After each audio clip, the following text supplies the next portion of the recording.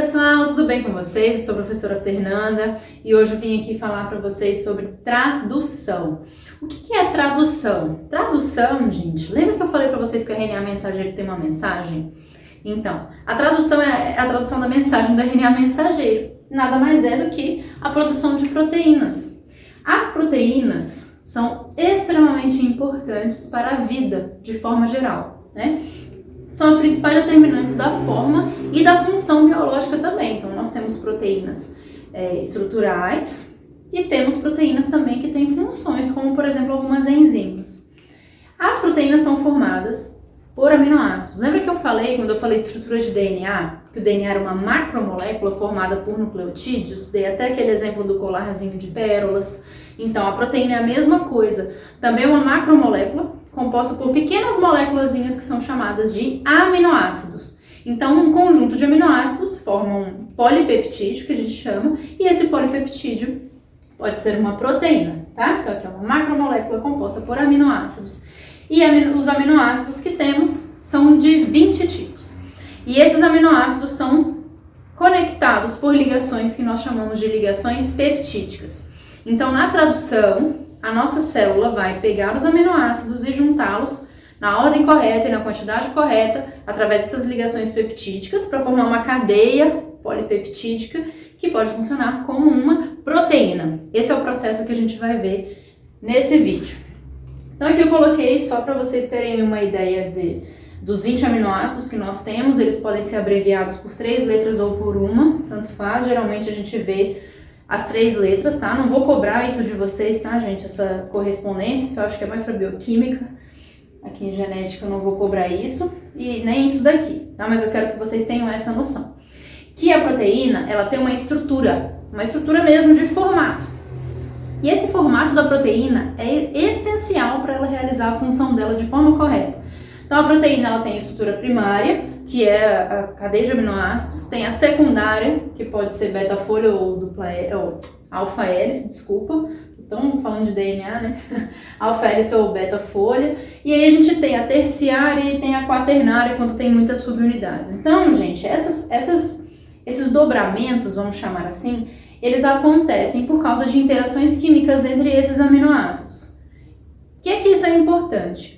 A importância disso, gente, é que se eu tiver a troca de um aminoácido, como a gente vai falar no próximo assunto, que é a mutação, pode acontecer dessa proteína não ter o seu dobramento de forma correta. E se isso não acontecer, essa proteína pode simplesmente perder a sua função. Então imagina se você tem uma perda de função da hemoglobina, por exemplo, que é uma proteína super importante para o corpo. Então acontecem vários tipos de consequências, tá? Então essa é a importância desse conteúdo. Então não adianta você querer já pular lá para a parte clínica sem entender o básico, tá? E se você entendeu isso daqui, se você entendeu por que uma mutação no DNA acarretou num tipo de anemia, em algum tipo de consequência clínica, é porque você entendeu o básico. E é isso daqui, tá? Então é isso que vocês têm que entender. Uma mudança de um aminoácido pode gerar alteração na conformação da proteína e aí ela pode perder a função dela, tá certo? Então é por isso que a gente precisa dessa parte básica agora no início. O que é o código genético? Lembra que eu falei para vocês que o RNA mensageiro tem uma mensagem? Essa mensagem está codificada e a gente consegue decifrar, ou seja, traduzir, por isso chama tradução, essa mensagem com um código que a gente chama de código genético, tá?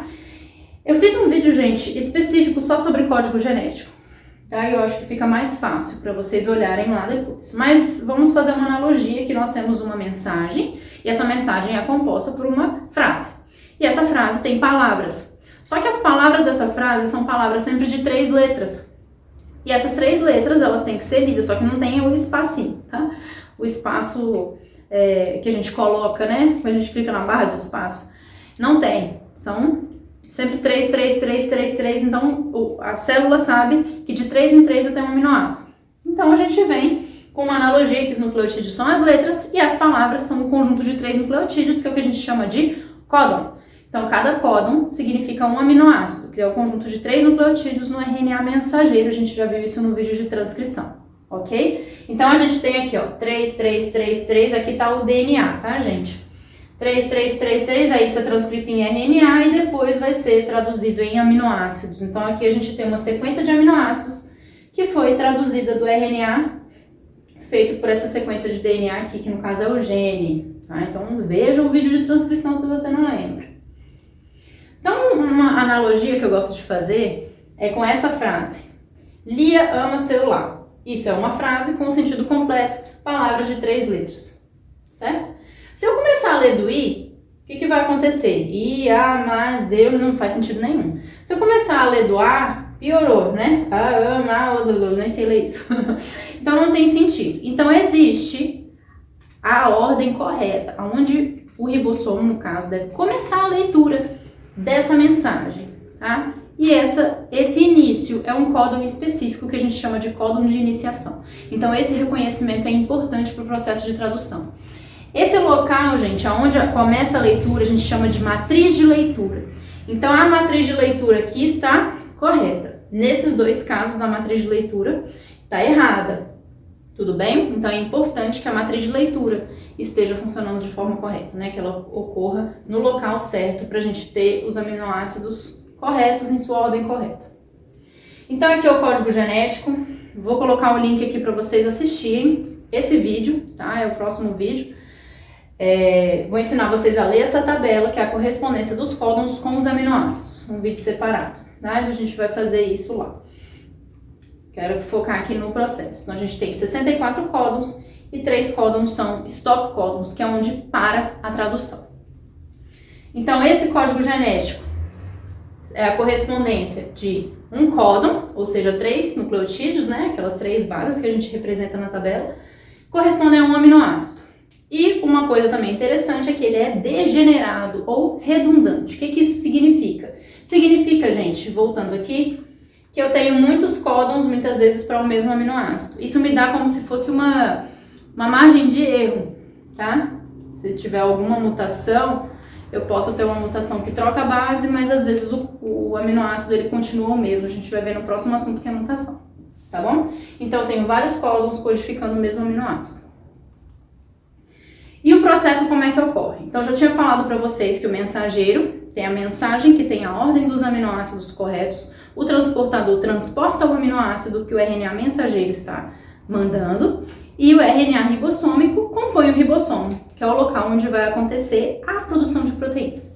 Então aqui eu vou apresentar para vocês o RNA transportador brevemente. Ele é enrolado assim na forma de trevo. Então ele tem uma alça aqui que se encaixa no RNA mensageiro, com essa estrutura que a gente chama de anticódon, que são bases complementares ao códon. Complementares como?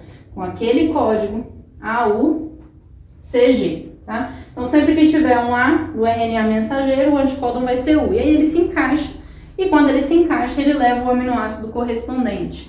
Percebam que na tabela do código genético a gente tem o códon, tá? É códon com aminoácido, não confundam isso. Então, pronto, tá aqui. Cada aminoácido se liga apenas ao RNA transportador específico, de acordo com o reconhecimento do códon, tá? Então, cada RNA transportador tem o seu aminoácido específico e fica lá disponível para, na hora da síntese de proteína, ele se encaixar e colocar o aminoácido correto. Então, a tradução, gente, acontece no ribossomo, está representado aqui de cinza nessa figura. Aqui a gente tem os RNAs transportadores, representados de vermelho. Foi tirado as 2 alças daqui só para a figura ficar mais limpa, tá, gente? Aqui de vermelho a gente tem o RNA mensageiro e de roxinho a cadeia polipeptídica com os aminoácidos. Cada bolinha dessa é um aminoácido, certo? Então, o que acontece é que no ribossomo, no início, a gente tem os 3 RNAs, né, que a gente falou no vídeo de transcrição. O ribossômico, que é o cinza, onde está o ribossomo, o transportador e o mensageiro. Então, eles têm que ser posicionados dessa forma para ocorrer a tradução de forma correta. O processo de tradução, gente, assim como a transcrição, é dividido em 3 etapas, que é iniciação, alongamento e término. Então vamos lá, essa divisão é só didática, tá, gente? Só para vocês conseguirem separar o processo na cabeça e ficar um pouco mais claro. Vamos lá, então como é que é o início? O início, gente, lembra que a gente viu a transcrição, então os RNAs foram formados no núcleo, eles foram para o citoplasma. No caso do mensageiro, ele ainda foi processado, cap 5' cauda poli-A, retirado dos introns, foi todo mundo para o citoplasma. Chegou no citoplasma, a tradução vai começar. Então aí os 3 RNAs se juntam. Então se vem o RNA mensageiro, vem o RNA ribossômico e o transportador. Tá? Aqui o RNA ribossômico, o que eu estou dizendo é o ribossomo, tá, gente? e eles se juntam e formam esse complexo aqui, tá? Que é esse complexo de iniciação. Como é que o RNA transportador sabe onde fica o primeiro códon? O ribossomo vai falar, tá? Sendo didática, tá, gente? Onde que está o início da tradução? Onde que está o início da mensagem? Sempre no códon que a gente chama de códon de iniciação, tá, gente? Que é esse AUG. AUG é o códon de iniciação e ele codifica um aminoácido chamado metionina. Então, primeiro AUG é o códon de iniciação. Então, aqui já vem o RNA transportador e coloca a metionina lá e ele fica aqui, certo? Esse é o início. Os RNA se encontram, metionina vem. É o primeiro aminoácido, certo? Depois, o que vai acontecer? Esse ribossomo, gente, ele vai andar para esse sentido aqui, certo? Aqui está o cap 5' ele vai andar para lá, de 5 para 3. Então, ele vai andando no RNA mensageiro e ele vai lendo os códons que estão aqui. Então, no alongamento, gente, o ribossomo vai andando e aí o próximo códon ele vai ler, digamos, sei lá, CCC. Aí ele vai ler CCC, aí o RNA transportador vem com o códon anticódon, GGG, se liga e coloca o aminoácido. Então, ó, como ele andou, o primeiro transportador saiu e o segundo ficou aqui. Aí ele pega o aminoácido que já estava lá, tá vendo? Aqui já tá 2. E assim sucessivamente, o ribossomo anda, aí vem o próximo, aí liga, aí que vai ficar 3, aí ele anda, aí vai ficar 4, aí vai ficar 5, aí vai ficar 6, aí vai alongando, tá? Então aqui o RNA mensageiro atua como um roteiro, porque ele que vai ditar quais são os aminoácidos que vão chegar. E aí cada aminoácido vai sendo adicionado à cadeia crescente. Vou mostrar um videozinho no final, tá, gente? Que aí vai ficar um pouco mais claro como é que é o movimento do processo. E aí quando termina, é quando tem o códon de parada. Lembra que eu falei que tem 3 códons de parada? Então, quando está havendo essa leitura, então aqui a cadeia já está grande, né? Já tem um monte de aminoácidos. Chegou aqui, opa, o AA é um códon de parada, não tem aminoácido correspondente.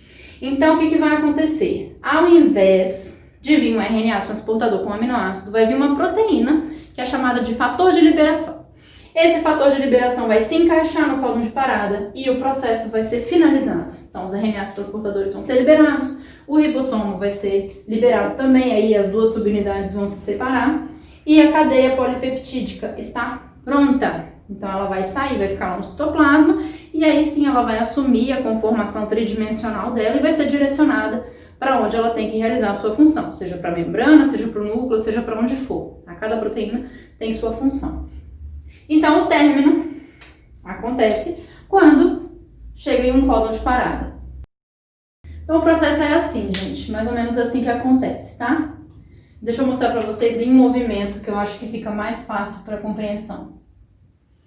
Então, aqui está começando a transcrição. Eu tenho RNA mensageiro, o transportador já achou o códon de iniciação, que é o AUG, e aí vem o ribossomo. Complexo está formado. Iniciação ok. Agora nós vamos para o alongamento, tá? Aqui só mostrando, tem RNA mensageiro e aqui a subunidade pequena do ribossomo, o códon de iniciação. Então vamos lá. Temos aqui o primeiro. Esse negócio de sítio EPA, gente, não se preocupem com isso, tá? Eu não vou cobrar isso de vocês, eu acho que não é o foco dessa disciplina em si, tá bom? Então, aqui a gente vê o alongamento, ó. Aqui o anticódon e o códon. O transportador vem com o aminoácido, se encaixou. Percebam que os aminoácidos anteriores se encaixam no próximo. E aí, essa cadeia polipeptídica vai crescendo. À medida que o ribossomo vai andando ao longo do RNA mensageiro, os transportadores vão vindo e adicionando seus aminoácidos. E a ligação peptídica, que é o que une esses aminoácidos, vai acontecendo lá dentro do ribossomo. E aí está aqui a cadeia polipeptídica já com vários aminoácidos e aqui temos um códon de parada. Então quem vem não é o transportador, é um fator de liberação que chega e aí o processo termina. Então é assim que termina a tradução. Espero que vocês tenham entendido, espero que tenham gostado do vídeo. Se você gostou, dá um joinha e se inscreva no canal, tá? E se você tiver alguma dúvida, pode deixar aí nos comentários. E próximo conteúdo vai ser mutação e a gente vai ver se tem algum erro no DNA, o que acontece com essas proteínas e com o organismo em si, tá bom? Espero que tenham gostado e qualquer coisa entre em contato comigo. Beijos e até a próxima!